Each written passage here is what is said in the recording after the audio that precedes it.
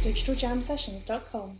Hello and welcome to this Digital Jam session. Today we're joined once again by Andrew Couch and Josephine Muniz from Candy Labs, and we are coming to you live from inside a Honda CR-V. Yep. In the Valley, in Los Angeles, no less. We wanted to talk today a little bit about augmented reality rather than virtual reality. But what I want to do before we dive into that conversation is very briefly ask you to introduce yourselves and explain a little bit more about Candy Labs. And I'm going to start with you, Josephine. Hi everyone, I'm the marketing director at Candy Lab. We are an Orange County augmented reality location-based company. So we do location-based augmented reality, kind of like Pokemon Go.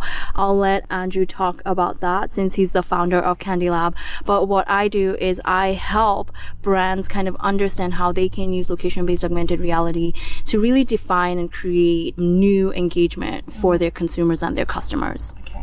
And also the president of the VR and AR Association in Los Angeles. Yes, that is something that happened recently that I'm very excited about.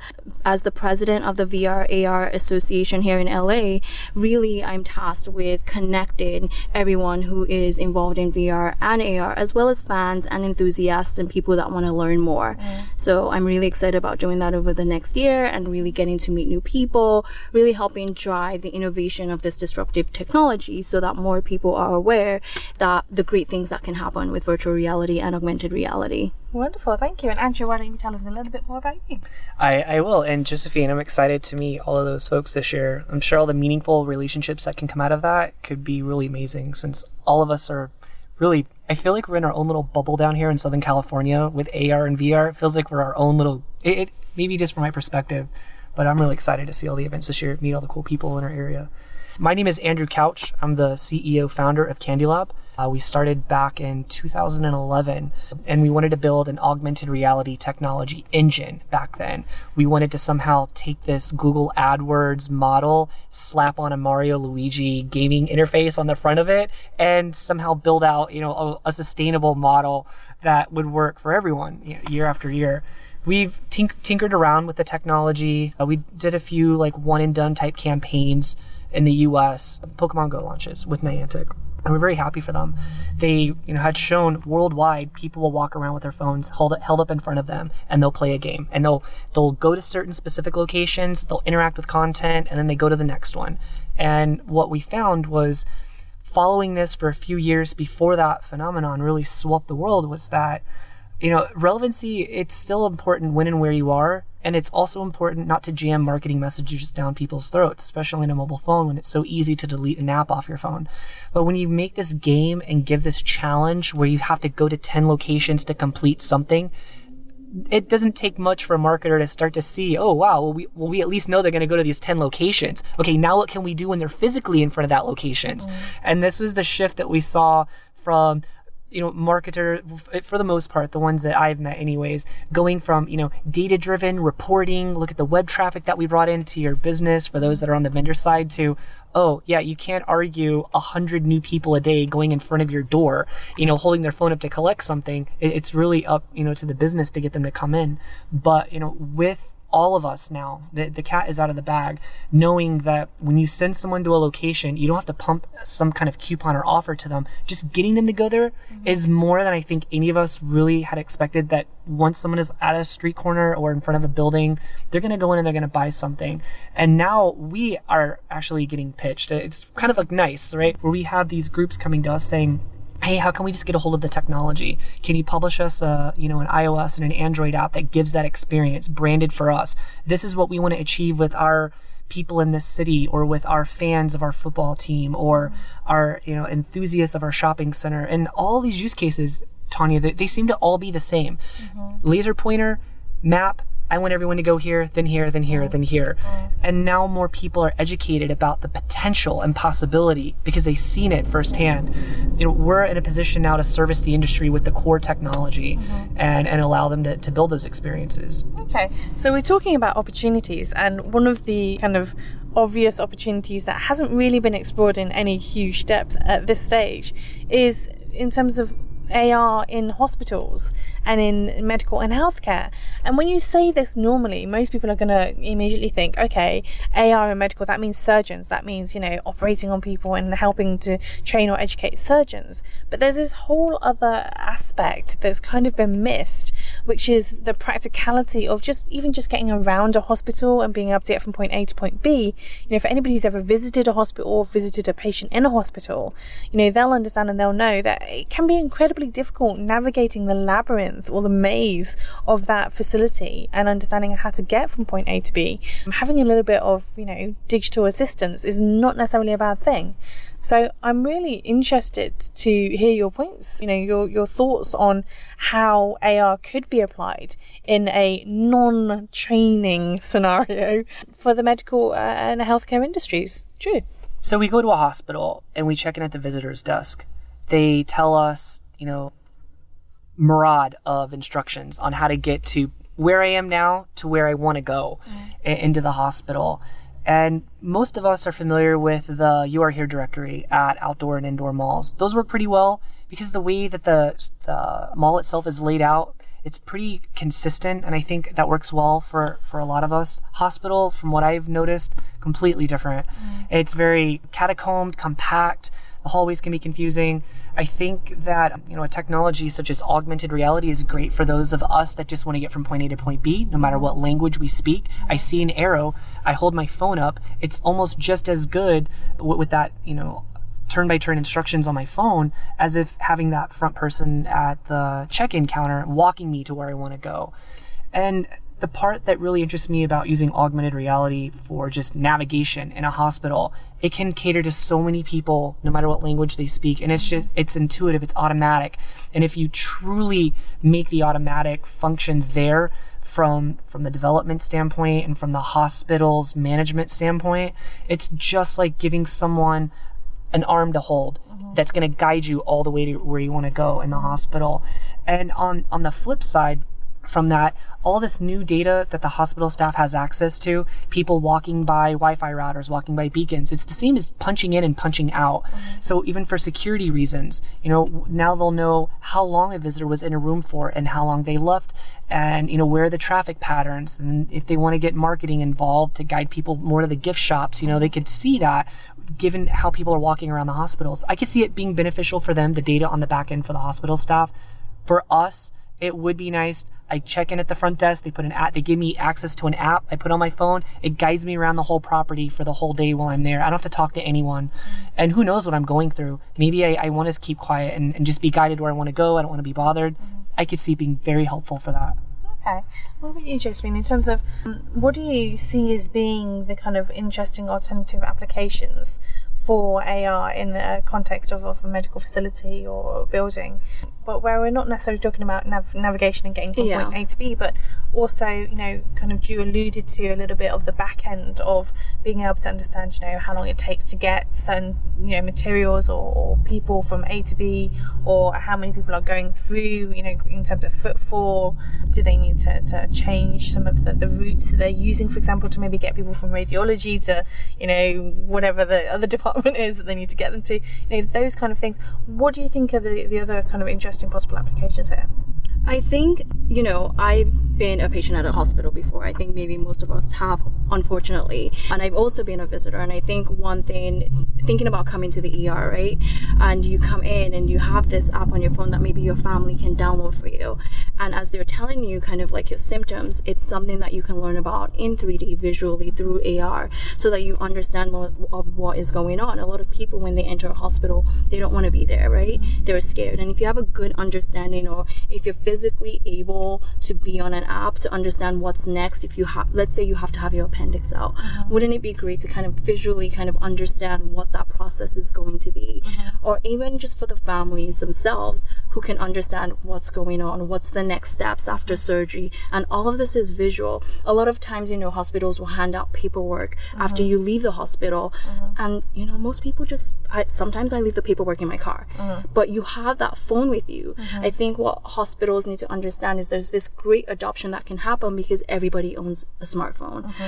These apps can be put on their phones, and you can actually give people more information on how to take better care of themselves post-surgery, post being in the ER for a whole night, so that you don't have these people coming back because they haven't followed those instructions. You know what I mean? Yeah, such a good point, Josephine. So after you get discharged from the hospital, if your doctor prescribes 2 weeks of light activity, they could ask you where you live. And while the doctor is working on your notes on their computer, they could just as easily pick out a nice walking path around where you live, drop location icons, and give an experience so that when the discharged patient, gets up to that first location, it'll give them maybe a personalized message from that doctor, or, that the doctor did while they were still in care, that the patient now is just now seeing for the first time, so it's exciting for them because they're having these one-way conversations with their doctor, in AR, and say, okay, why don't you stretch here, do this like we talked about, okay, now I'd like for you to go to this next location, and the app will automatically guide you there in AR, just like a Pokemon experience. But that whole rehabilitation path for me to go on after I get out of the hospital, it can be all curated by my doctor, and it's all through the same app that helped guide my family that came to visit me in the hospital in the first place. It could be it could be used on so many levels. It really just comes down to the strategy of the hospital, but that visual component, Josephine and Tanya, I think is really important. Just from our own experiences over the past few years, there's something to just seeing visually what could be in front of you if your phone wasn't there and just interacting with it. That's better than a text. Like if you told me, go to these 10 locations around your park, and I'm going to text you, when you get close enough, you'll get a text of something to do. Probably not going to do it. But if it's more fun and engaging, something like AR, and I could visually see my doctor, visually see that content he wants me to see, visually show me, them doing setups or something like that in AR, I would be more in tune and adept to treat it as a game and gamify my rehabilitation that way with my doctor picking these plots for me to go visit. That's what I was thinking could be really helpful. Another thing I thought about is even the medication that you're given, after you leave the hospital, visually seeing that in AR, and, seeing the other drugs that you shouldn't take when you're taking this particular medication, the types of foods you shouldn't eat. All of that is such an easy pathway doing it through something like augmented reality. One question I have, kind of thinking about this, because I've been visiting the ICU unit in the hospital recently, is the idea of marker technology and its use in AR. Is if I was in that ICU room, so in intensive care unit, and I'm looking at a patient who's on life support, there is a plethora of machinery around that person that you have no idea what it's doing and why it's beeping and what is that thing, and it just causes so much tension and stress for the family. You're asking the nurses and the doctors every 5 minutes, what does this mean? What's going on? Why are you doing that? What is that about?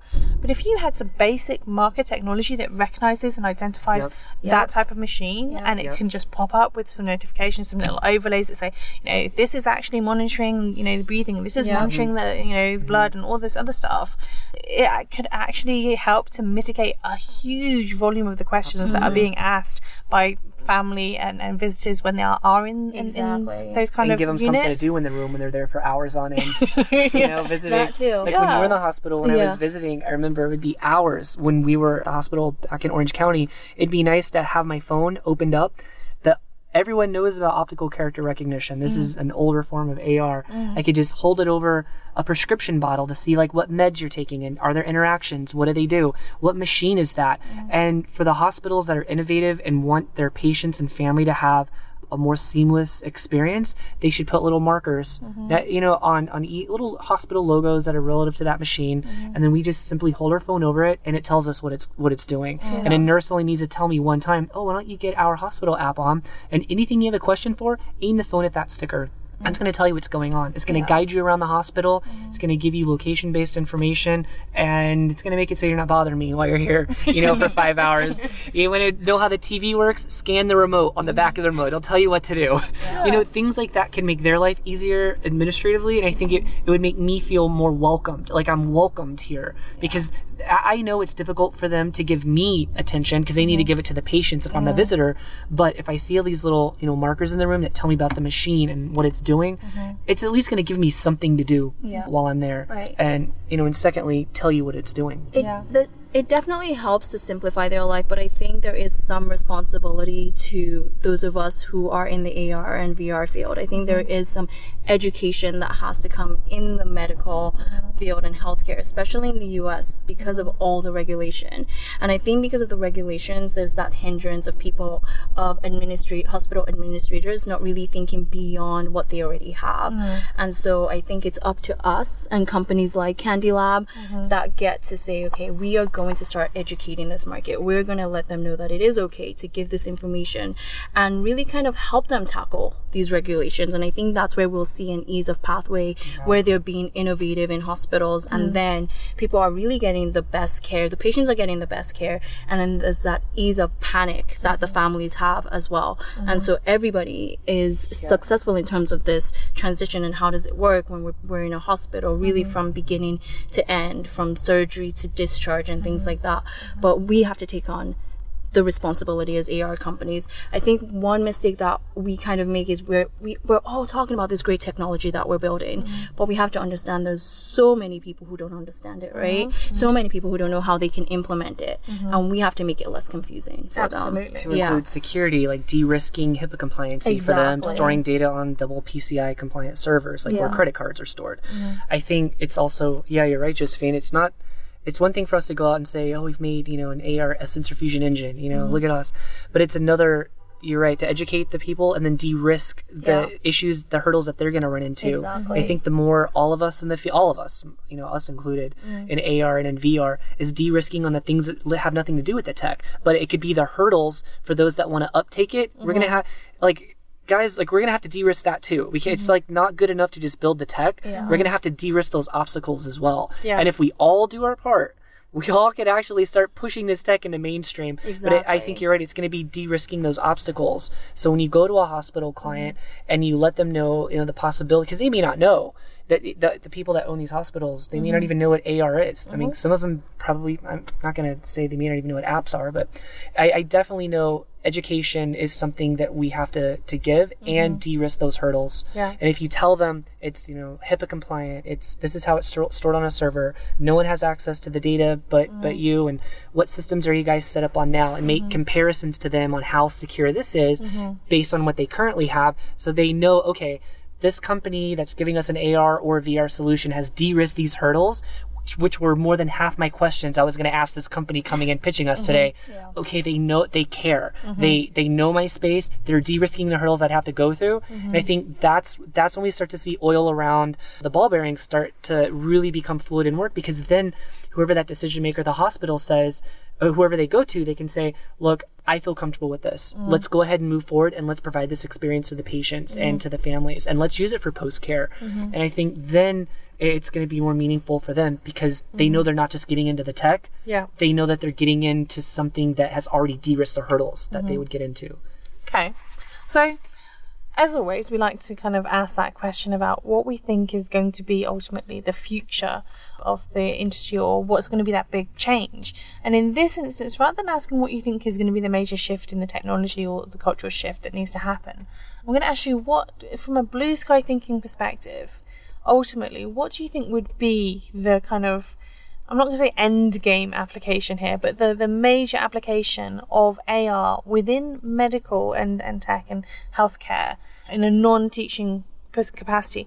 What do you think is going to be that major thing in a blue sky environment? If we could just kind of say, look, it would be great if it could do X or Y.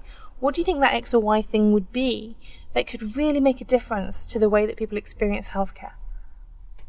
That is a really good question. I think I'm going to answer in a sense of it's going to be what is easier to adopt, really. And I think if we're going outside of education, it might be what Andrew mentioned, where it's really the walkthrough of the hospital and how even the hospital employees themselves can use AR, right? If the hospital decides they're not going to use it for patients and their visitors, it would be the employees of the hospital really kind of using it in an education aspect. Okay. That makes sense. I was going to go more on the recruitment of new patient signups. So we have Kaiser Permanente right by us. We have St. Joseph Hoag Health by us. I'm actually I'm looking at getting health insurance from one of those this year. And I'm going to go interview both. I know one of them I can get insurance with. The other one I have to have a third-party insurance provider. But if there was an app out right now that I knew of today, and I knew they were trying to talk to me today, St. Joe Health or like a Kaiser Permanente, and it's Get Healthy for 2017, and there's like these curated stops for me to go to, and at each one of these stops it may be at like a public park next to like a pull-up thing. It's like do 10 pull-ups, that type of stuff. And it's like, hey, keep healthy, you're going to be healthy. If you need us, here's how to get a hold of us. And every time I come back to the app, do like the LinkedIn gamified type model where you have to get to 100% to be an all-star. And after all these little stops I go to, and I'm like, you know what, I am going to like go out and do a workout today. Let's see what route, St. Joseph came up with. Let's see what Kaiser did. And that might be the route that I go, for exercise or something. And it allows me to do learn more about the different policies that are out there. Just learn more about that hospital at these locations that they're using for me to treat as like a health type of an app where I'm running around, getting healthy. They could communicate to me that way. I see that like as a tactic, that really drives their strategy of like new patient signups that the tech could be great for. But like Josephine was saying with the turn-by-turn instructions inside of a hospital with like the beacons and the Wi-Fi, for those that are listening, those are just ways for the phone to know where it is without using a satellite. When you're indoors, the satellite doesn't work well. So we use those devices to help us know where the phone is and where to guide you indoors. I think that turn-by-turn inside a hospital and post-care, direct from the doctor to the patient, curating some kind of a rehabilitation experience, or for those that are trying to lose weight. What a great way for doctors to provide these experiences around town for them to go. In the military, I remember post-care, there was even those that would take advantage and say that they would do these exercises, but not do them. And I remember that being an issue with some folks. As long as, you can't really guarantee 100%, but if the patient has the phone with them, when they're using the app, if they're going out to these locations, and if they're doing that, it at least means they're getting up and getting out of their house and getting into the sunshine. And I think just a doctor knowing that, they don't even know that now, if that's what you're really doing post-care. People are going to say whatever they want to say when they go and see their doctor, and then they just want their doctor to solve all their problems. This could give a couple of other touch points of data the doctor could have access to when you come back to your doctor for your routine checkups. They could look at your activity like a health app. What have you been doing? Let's see. Open up the app. Let's get it going. I'm here to help you. It's a team effort. I could see it working well for that. Yeah. Awesome. Okay, well, as always, we like to give our listeners a way to be able to find out a little bit more about what you're up to, follow you, and we ask you to do that by sharing with us your social media handle of choice. So would you like to start by sharing yours with us? Sure, of course. Josephine Muniz, and that's Twitter, so it's at Josephine Muniz. And also for the VR/AR Association, it's at the VR/ARA. And you can find all other VR/AR associations around the globe if you follow that particular Twitter handle. Wonderful, thank you. And for Candy Lab, it's at Candy Lab Tweets. And if you are in the healthcare space today listening to this podcast, reach out to us. We want to do something in healthcare. I haven't seen anyone pull this off yet in the US, and I would like to be a part of that story with you. Awesome. Well, thank you for joining us, and thank you for listening. If you enjoy this content, don't forget to subscribe and review, and follow us on Twitter at Digital Jam Ltd. DigitalJamSessions.com